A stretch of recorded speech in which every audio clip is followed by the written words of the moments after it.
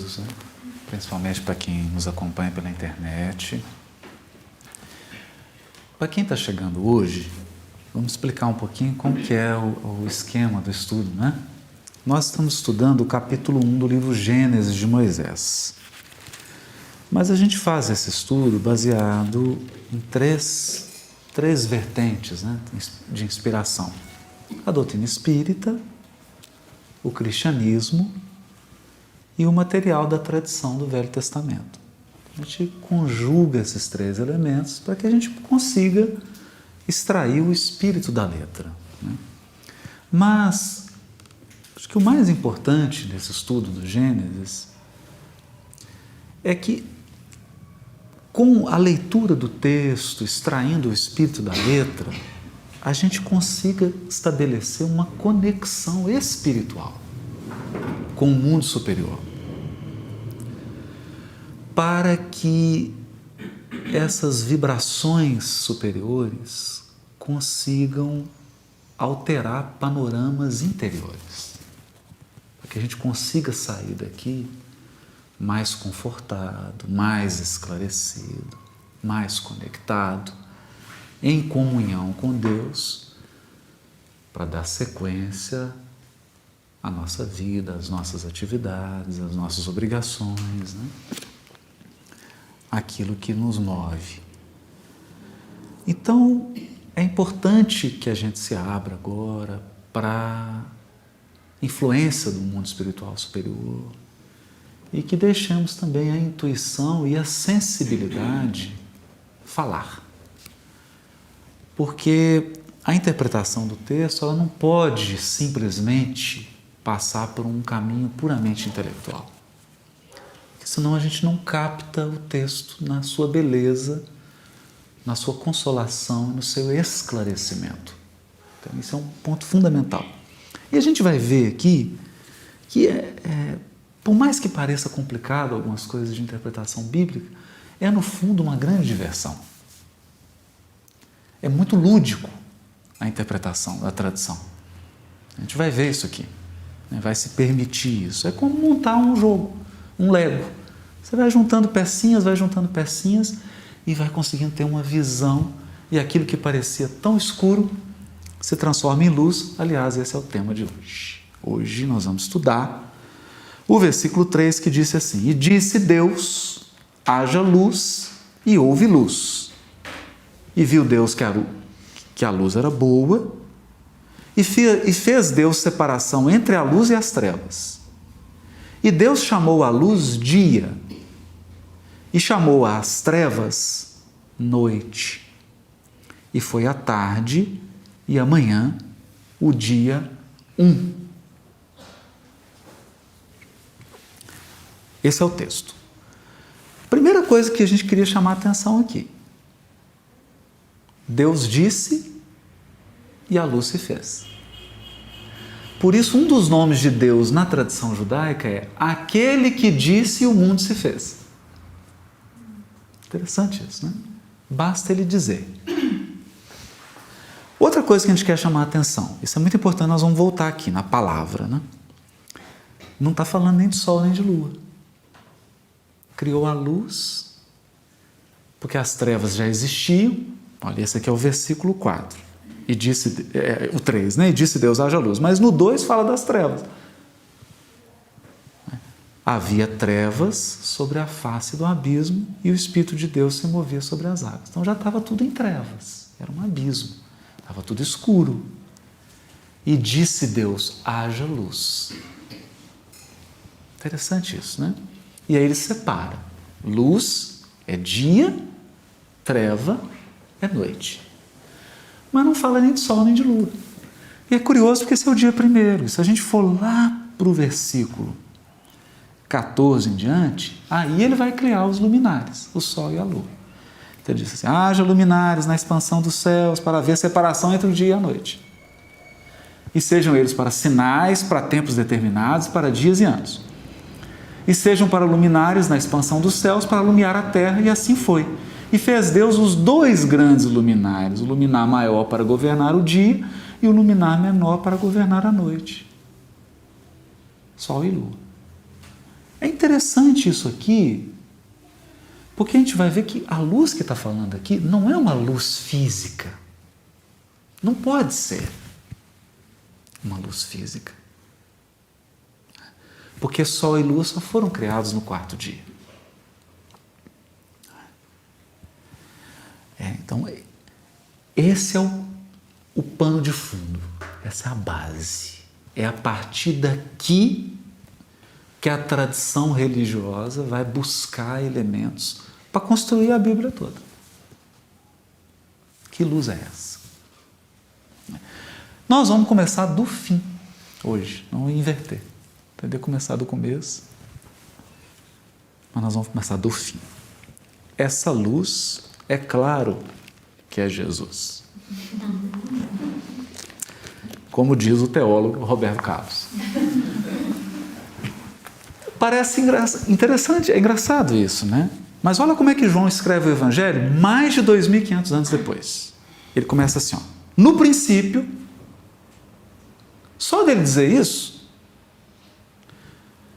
quem estava ouvindo João, acostumado a ler Gênesis, e é importante a gente observar que todo ano eles liam isso, porque a Torá é dividida em 52 porções, que são as 52 semanas do ano, então todo sábado a pessoa ia na sinagoga, ela ouvia isso aqui.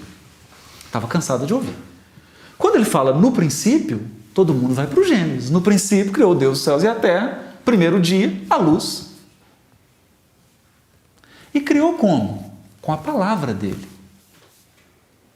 Bastou Deus dizer e a luz se fez.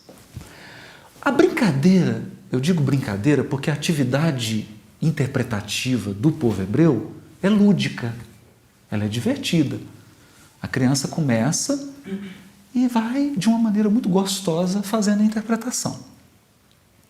Qual que é a primeira interpretação do texto? Se Deus disse, o mundo se fez pela palavra dele.